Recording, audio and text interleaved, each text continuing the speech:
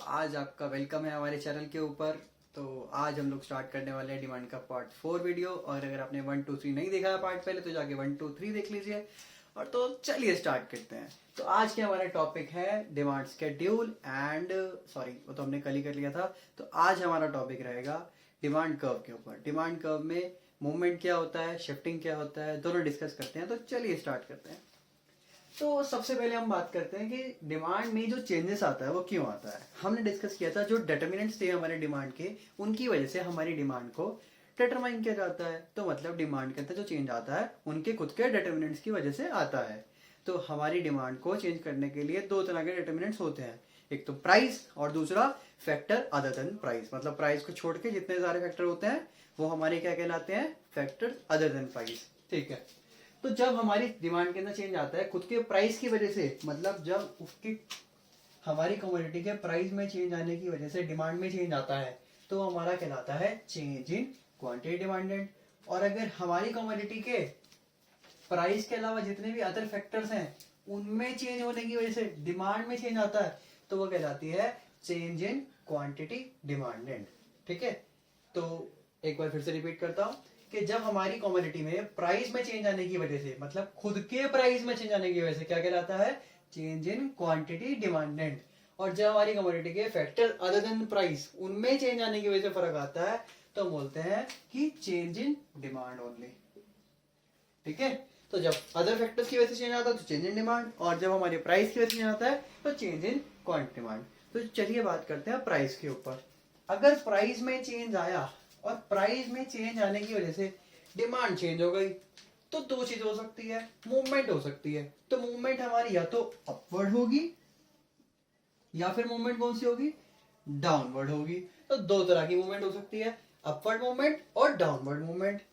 Upward movement जो होती है वो उसको बोलते हैं हम लोग कॉन्ट्रैक्शन, मतलब हमारी डिमांड क्या कर रही है, कॉन्ट्रैक्ट कर रही है। और डाउनवर्ड मूवमेंट में बोलते हैं हम लोग एक्सपेंशन। अभी ग्राफ पे देखेंगे इसे। तो पहले हम लोग देख लेते हैं कि चेंज इन डिमांड से क्या होता है। तो जब भी अब मैं बोलूंगा चेंज इन डिमांड तो मैं बात करना चाह रहा हूँ कि अदर फैक्टर्स के अंदर चेंज आने की वजह से डिमांड में चेंज हुआ है। मतलब प्राइस में कोई चेंज नहीं आया, सिर्फ अदर फैक्टर्स में चेंज आया है तो हमारी डिमांड चेंज हो रही है। तो अदर फैक्टर में चेंज आने की वजह से डिमांड में क्या चेंज हुआ, शिफ्टिंग हो जाएगी, कर्व शिफ्ट कर जाएगा। तो शिफ्टिंग कैसे हो सकती है, दो तरीके से हो सकती है। या तो कर्व हमारा इधर राइटवर्ड शिफ्ट होगा या फिर हमारा लेफ्टवर्ड शिफ्ट होगा। ठीक है। अगर हमारा राइटवर्ड शिफ्ट होता है तो उसे बोलते हैं इंक्रीज इन डिमांड, और अगर लेफ्टवर्ड शिफ्ट होता है तो उसे बोलते हैं डिक्रीज इन डिमांड। तो चलिए कर्व में देखते हैं कि कैसा होता है। ठीक है। तो हम लोग कर्व बनाते हैं डिमांड का। डिमांड कर्व देख लीजिए। मान लीजिए हमारा जो प्राइस है वो है 100 और 100 से वो हो गया 50, और जो हमारी डिमांड थी उसके अंदर क्या चेंज आएगा, जब हमारा प्राइस कम हो रहा है तो हमारी डिमांड कैसी होगी, डिमांड हमारी बढ़ जाएगी। तो डिमांड पहले हमारी 10 थी, अब हमारी डिमांड होगी 20। ठीक है। तो देखते हैं, चलिए ये देखिए एक्स वाई एक्सिस, और यहाँ मैं ले रहा हूँ क्वांटिटी डिमांडेड और यहाँ मैं ले रहा हूँ प्राइस।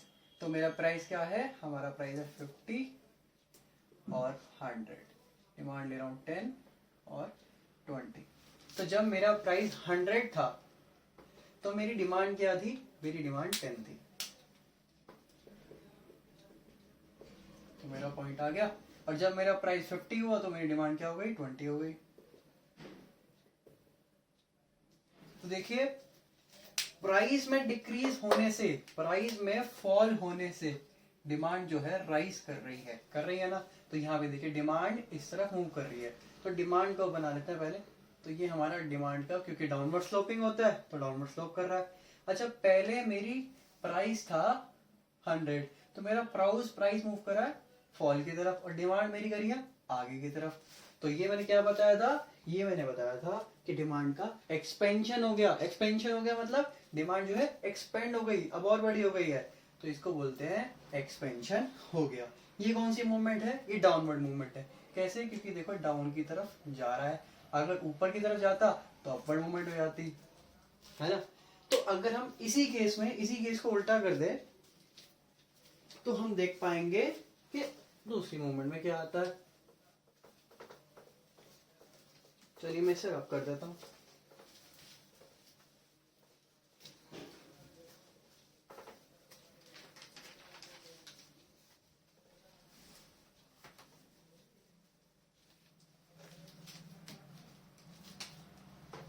मेरा प्राइस है 50 और 50 से हो गया 100 और ये मेरी क्वांटिटी डिमांड है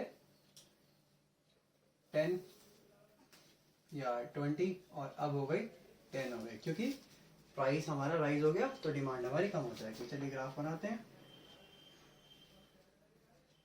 एक्स एक्सिस, वाई एक्सिस, ये मेरी क्वांटिटी डिमांड कितनी है 10 है और 20 है और प्राइस कितना है 50 और 100।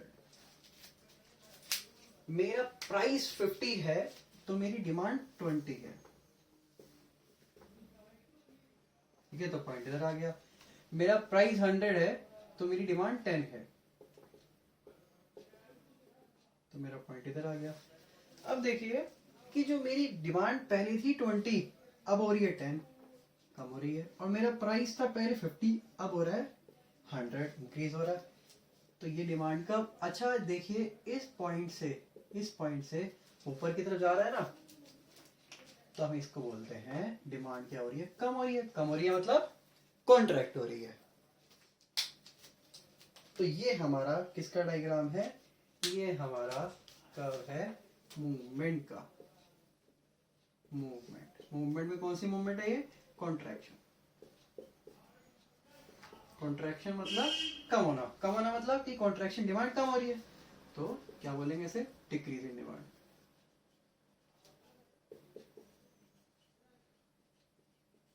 Decrease in demand.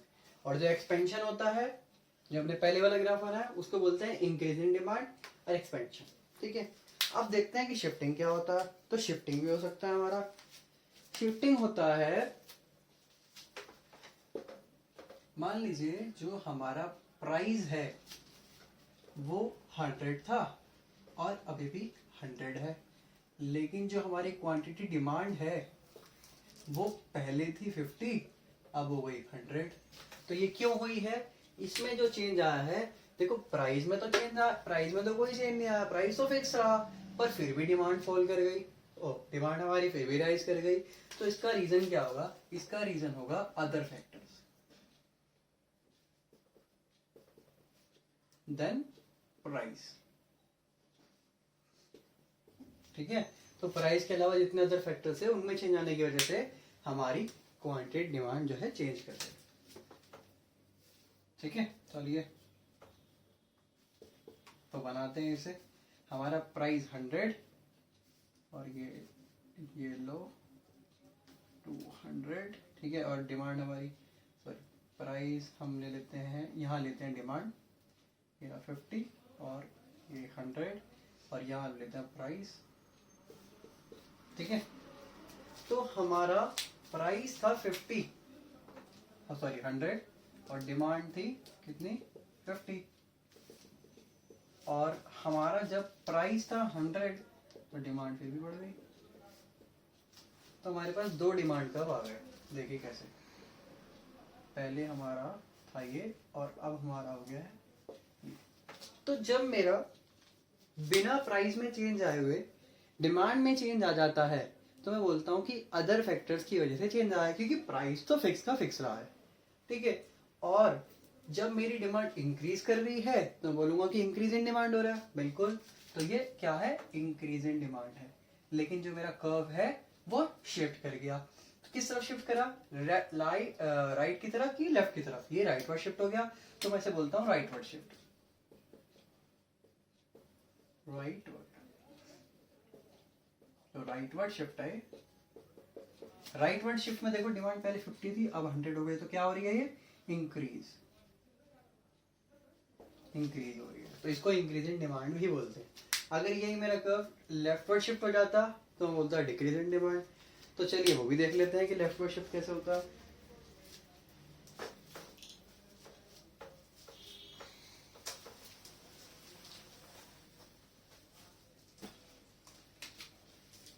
मेरा प्राइस 50 है, प्राइस में कोई चेंज नहीं आया, लेकिन मेरी जो डिमांड है पहले वो डिमांड थी 100 अब वो डिमांड हो गई 50। तो मतलब क्या हो रहा है कि फॉल इन डिमांड हो रहा है और प्राइस क्या है, कांस्टेंट है। ठीक है, क्योंकि यहाँ पे जो चेंज आ रहा है किसकी वजह से, other factor, other factors than price. ठीक है, चलिए एक्स एक्सिस वाई एक्सिस, तो मेरा प्राइस दिखाते हैं इधर, क्वांटिटी डिमांड दिखाते हैं इधर। ठीक है, मेरा प्राइस रहा 50, ये लो 25 और ये लो 50, और मेरी डिमांड थी पहले थी 100, पहले थी, और ये लो 100।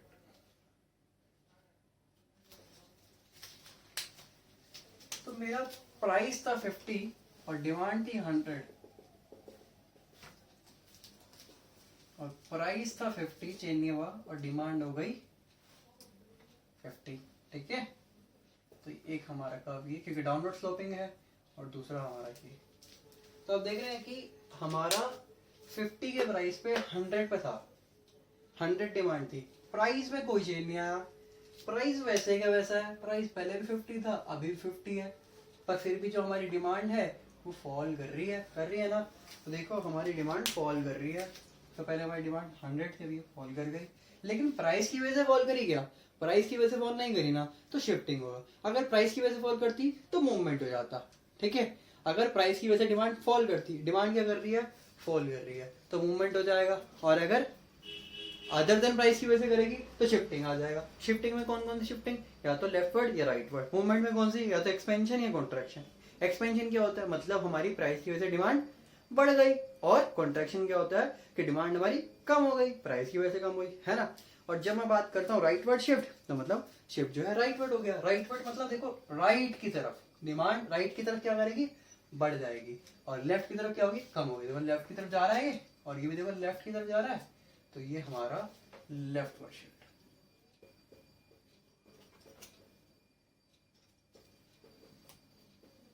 लेफ्टवर्ड शिफ्ट का मतलब क्या है, देखो डिमांड कैसी हो रही है, यहाँ पे देखो डिक्रीज हो रही है, यहाँ पे देखो डिक्रीज हो रही है। ठीक है, तो इसको बोलते हैं डिक्रीज इन डिमांड।